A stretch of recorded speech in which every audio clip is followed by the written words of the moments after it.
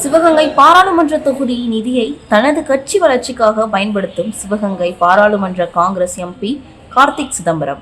சிவகங்கை பாராளுமன்ற தொகுதிக்குட்பட்ட அனைத்து பகுதிகளிலும் பஸ் ஸ்டாப் கட்டுதல், உயர்மின் கோபுரம் அதாவது ஹைமாஸ் லைட் அமைத்தல் என மிக குறைந்த திட்டங்களையே செய்து வருகிறார் சிவகங்கை எம்பி கார்த்திக் சிதம்பரம். அவர் அப்படி தொடங்கி வைக்கும் திட்டங்களில் வெளியிடப்படும் கல்வெட்டுகளில் எல்லாம் அந்த ஏரியா காங்கிரஸ் கட்சியின் தலைவர் பெயர்கள் பதிவிட சொல்லி அரசு அதிகாரிகளை மிரட்டுகிறார் கார்த்திக் சிதம்பரம். எடுத்துக்காட்டாக சிவகங்கை பாராளுமன்ற தொகுதிக்குட்பட்ட கோட்டையூர் பேரூராட்சியில் ஒரு ஹைமாஸ் லைட் வைத்து கொடுக்கிறார் கார்த்திக் சிதம்பரம்.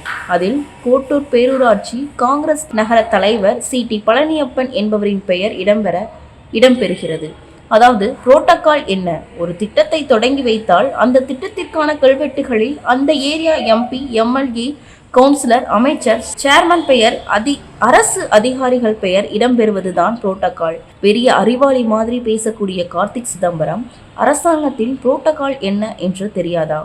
புரோட்டோகால் படிதான் பெயர் போட வேண்டும் என கோட்டூர் பேரூராட்சி இஏஓ கூறினால் நான் சொல்வதை செய்யுங்கள் என்று அரசு அதிகாரிகளை மிரட்டுகிறார் கார்த்திக் சிதம்பரம். செயல் அலுவலர் அதாவது இஏ ஆஃபீஸ் பெயருடன் கல்வெட்டுகளில் போட வேண்டும்.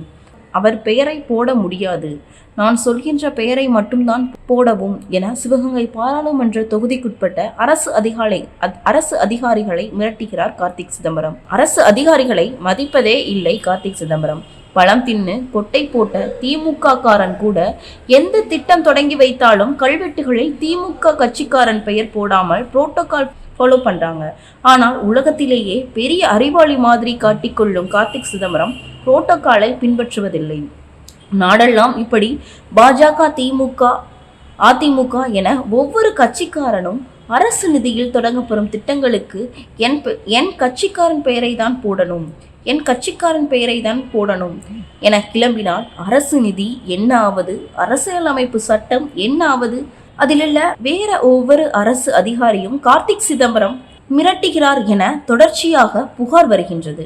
அப்பனுக்கு பிள்ளை தப்பாமல் பிறந்திருக்கு என்ற மொழியை விட அப்பன் செய்ய துணியாததை எல்லாம் கார்த்திக் சிதம்பரம் செய்ய துணிந்து விட்டார். கார்த்திக் சிதம்பரம் எம்பியா, ரவுடியா, அரசு அதிகாரிகளை மிரட்டுவதற்கு? கார்த்திக் சிதம்பரம் படித்தவரா, முட்டாளா என சிவகங்கை பாராளுமன்ற தொகுதி மக்கள் கேட்கின்றனர். மக்கள் நிதியை வைத்து காங்கிரஸ் கட்சியை வளர்க்கின்றார் கார்த்திக் சிதம்பரம். காங்கிரஸ் கட்சியை வளர்க்கத்தான் பாராளுமன்ற தொகுதியில் நிதி கொடுக்கப்படுகிறதா என்ற கேள்வியும் எழுகிறது.